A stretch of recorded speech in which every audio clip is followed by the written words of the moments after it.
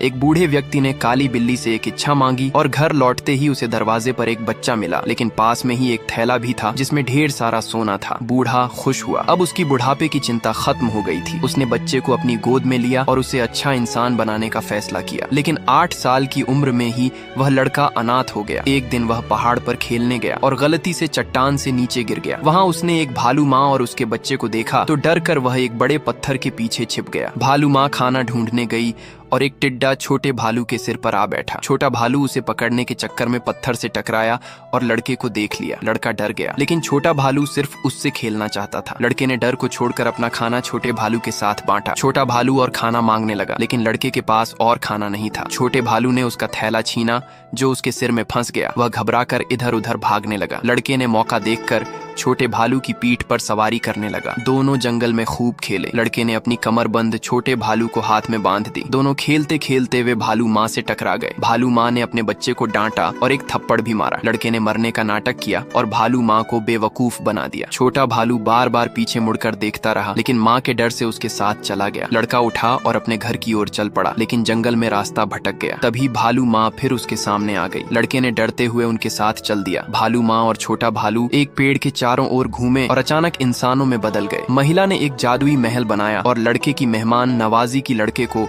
भालू के पंजे खाने की उम्मीद थी, लेकिन मेज पर ऐसा कुछ नहीं था। महिला ने लड़के से उसकी कहानी पूछी तो जब पता चला कि लड़का किसी शिकारी का बेटा नहीं है तो उसने उसे छोड़ने का फैसला किया और घर का रास्ता बताया। अगले दिन लड़का भागकर गांव पहुंचा तो गांव के बच्चे उसका मजाक उड़ाने लगे। लड़के को बहुत बुरा लगा और उसे लगा कि इंसानों से बेहतर तो जानवर हैं। 10 साल बाद लड़का जवान हो गया और एक दिन छोटा भालू शिकारी कुत्तों से भागकर पेड़ पर चढ़ गया। गांव का सरपंच बंदूक लेकर आया, लेकिन लड़के को देखकर गुस्सा हो गया। लड़के ने गुस्से में सरपंच को डराया और वह कुत्तों को लेकर भाग गया। छोटा भालू पेड़ से उतरा और दोनों दोस्त फिर मिले। भालू माँ यानी महिला ने लड़के को अपने घर बुलाया और अपनी बेटी यानी छोटा भालू की जान बचाने के लिए उसका शुक्रिया अदा किया और उसने अपनी बेटी की शादी लड़के से करने की बात की, लेकिन एक शर्त भी रखी कि 1000 का दहेज देना होगा। लड़के ने कहा कि वह अनाथ है और इतना सारा पैसा जुटा नहीं सकता। महिला ने कहा जब भी पैसा हो जाए तब चले आना और इस पेड़ के 2.5 चक्कर लगाना, हम मिल जाएंगे। दोनों को एक दूसरे से प्यार था, लेकिन दहेज की रकम के कारण वे अलग हो गए। लड़का हर दिन मेहनत करके